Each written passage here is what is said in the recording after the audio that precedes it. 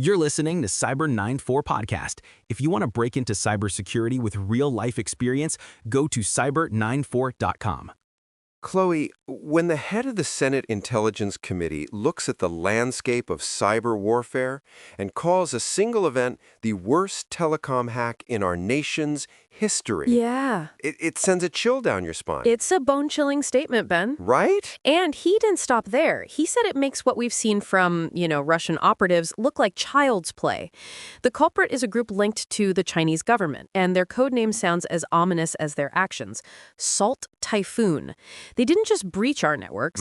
They set up a permanent, invisible camp inside the very backbone of America's communications. And they've been there since at least 2022. I mean, this wasn't a quick data heist. This was a patient, methodical colonization of our critical infrastructure.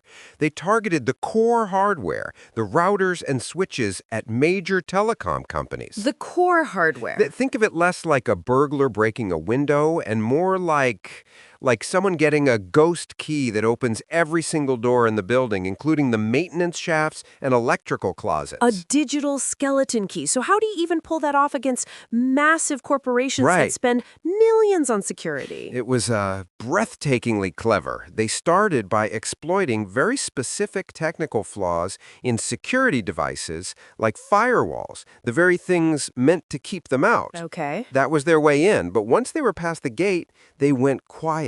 They used standard everyday IT tools to move laterally, to elevate their privileges, and to just watch. Wow. They learned the network so well that their malicious activity became indistinguishable from normal, benign traffic. They became ghosts. And what were these ghosts hunting for? They were hunting for secrets. The FBI says Salt Typhoon vacuumed up massive amounts of metadata. Right. That's the who, when, and where of our phone calls and text messages. And in some cases, they got it all, the actual content of conversations. Oh, man. But Chloe, that's not even the part that keeps me up at night. It gets worse than having your calls and texts read by a foreign adversary? It gets so much worse. The crown jewel of this attack, the absolute nightmare scenario, is that they breached the law enforcement portals. No. These are the highly secured, purpose-built backdoors that telecoms provide to agencies like the FBI and NSA. It's the system used for legal, court-ordered wiretaps on foreign spies inside the United States. So they got inside the spy's system for spying on other spies? Precisely. Salt Typhoon could see which of their own agents and informants were being monitored by U.S. counterintelligence. Unbelievable. They could just look at the dashboard and say, oh, the Americans are listening to our operative in D.C. Let's pull them out or have them feed disinformation. They didn't just steal our secrets. Yeah. They hijacked our vision. And the scariest part?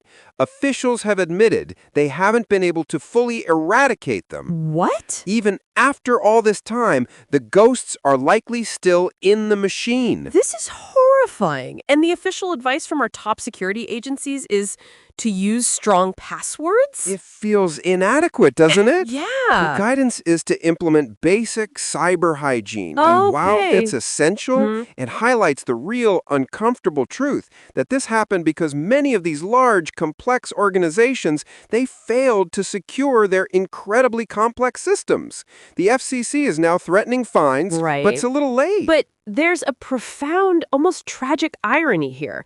For decades, governments, including our own, have demanded that tech companies build these secret backdoors so that the good guys can get in. Exactly. They fought against strong, unbreakable encryption.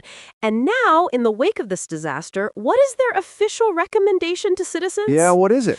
Use end-to-end encrypted services like Signal or FaceTime, the very technology they tried to weaken. It's the ultimate catastrophic validation of what security experts have been screaming for 30 years. There's no such thing as a backdoor that only the good guys can use. Exactly. Salt Typhoon just kicked that door down for the entire world to see. Now, here's a question we'd like you to think about.